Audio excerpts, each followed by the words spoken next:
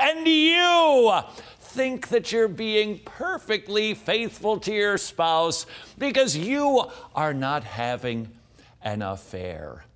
Au contraire, says Dave Willis, there are 9 ways that you and I, Zoink Scoob, can be unfaithful to our spouses. Here's a little hint. Only one of them has to do with sex outside of marriage.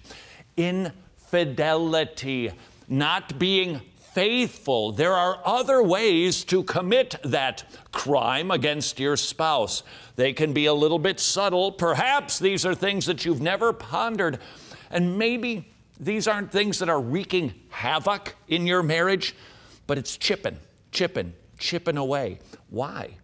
Because we swore faithfulness and we put a covenant seal on it. Let's take kind of a kidney punch sort of look at the 9 ways that we can be unfaithful without, that part. Number 9 from Dave Willis, giving up on one another. There ain't nothing that says infidelity like apathy. And now, my dramatic recreation of you and your apathy. Whatever. Just look, I don't care what you do. Just do whatever you, fine. I'm just going to go watch TV. I don't care if you spend the money. I don't care what you do with your time. I don't care. Don't you get it? I'm not interested. How'd I do? Congratulations, if that has ever been your attitude. You are committing the sin of murder. Why? Because apathy, the silent treatment, the cold shoulder, all says the very same thing. I don't want you here. I want you off the planet. I'm done with you. That's what murder accomplishes. I'm talking about the real deal kind of murder. It removes the person from your scene, but so does apathy. When you and I get offended and wounded and maybe need to take hours, days, weeks to return to civility, we are murdering our spouses and we are being unfaithful. Ask yourself the question, how do you respond? Every home has some tension because there are sinners living under the same roof. There is going to be sin and the fallout from it. How do you respond to it? If it is by being done, disgusted, I am so over this, then you're being unfaithful to your spouse. The number 8 way, and here's the one we all tend to recognize, sexual affairs. That is the one that we always go, well, that's infidelity. Not according to David Willis. There are many other ways that we can commit the same sin without committing that act. Here's number 7, trying to win an argument with your spouse.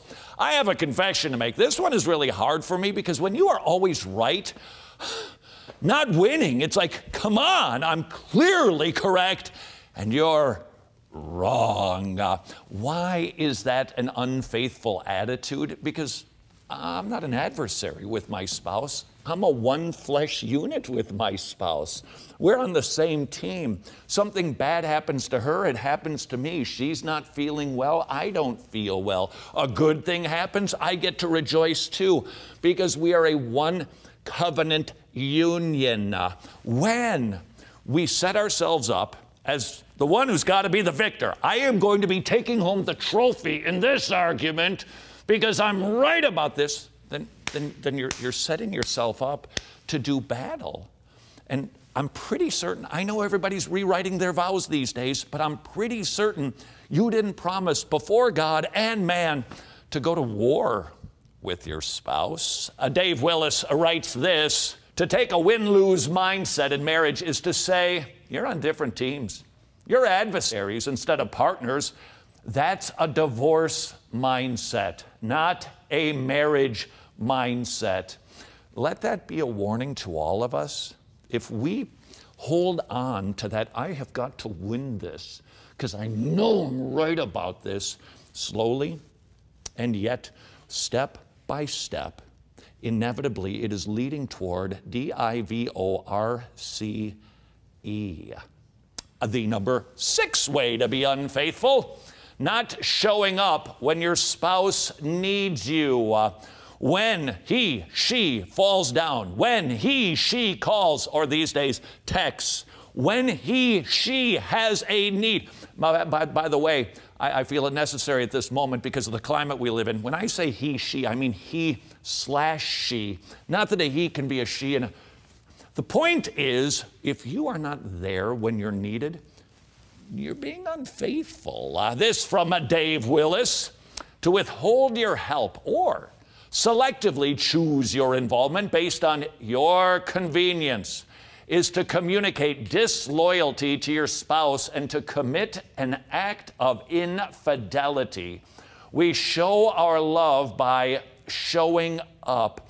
And might I suggest you start practicing right now? If and you happen to be a younger couple, I know the pillow talk that you've had. Oh, it's going to be so fun growing old together. And you just wait, you're going to blink, and then you're going to be old together, and stuff starts to go kafritz. Bodies break down. It's God's brilliant plan to lead us to desiring heaven more and more and more. And you don't know which one of the spouses is going to be the one who suffers the most.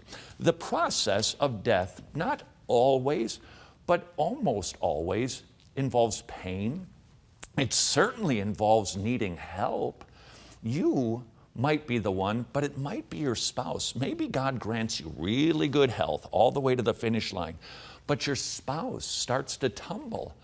Are you disciplined now to be there, to catch, to support, to help, to do the nasty chores if necessary? If that isn't your mindset now, might I encourage you, especially if you're a newlywed, to start thinking in those terms today. Otherwise, you're already practicing infidelity.